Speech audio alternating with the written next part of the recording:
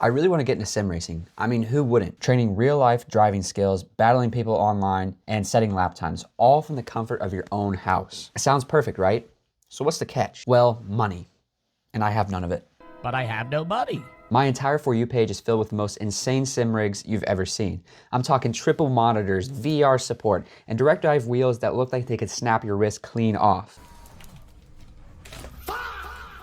So naturally, I asked myself, there has to be a cheaper way to do this, right? So my first step was I needed a wheel. So I did the most financially responsible thing and go on Facebook Marketplace and find a used Logitech G29. Now look, I know it doesn't have the wrist snapping torque that these more expensive wheel sets have, but to be honest, these wheels are really good. They're affordable, they're reliable and durable, and the best part is they're cross-compatible, so you can use it on a PC, a PlayStation, and that's a big plus because that means I can play with my friends whether on console or on PC. Here's where the issue started. Now, I was figuring because the G29 doesn't have that much torque that I could just mount it to my desk and be completely fine. Turns out, not really. The seating position for a desk and a car are very different, and the worst part is the pedals. Under hard braking, being mounted under a desk, there's nothing really stopping them from moving. And if you've ever used a G29, then you know just how hard you have to push that brake pedal.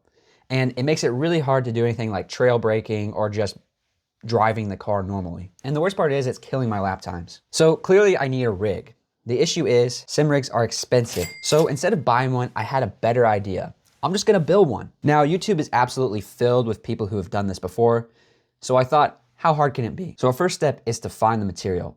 And by far the cheapest and most easiest to use is wood. All that's left to do is figure out the blueprint. Normally you use a CAD software design to do this, but I just used what I had. If this blueprint is hard to understand, don't worry, I'll explain it. All I need are 2 long pieces for the base of the rig. These need to match my leg length because I'm a short king. And honestly, that's one of the biggest advantages of DIY. You can customize it to exactly how you want.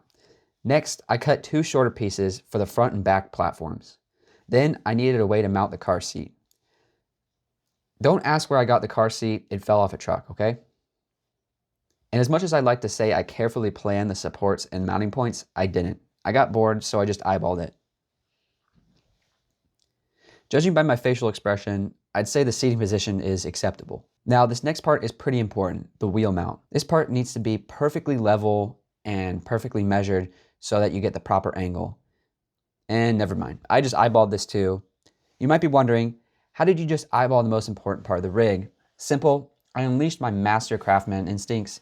I mean, look at the technique, the precision and absolute authority of that hammer work. And yeah, here it is, fully assembled in my closet. Yes, my closet.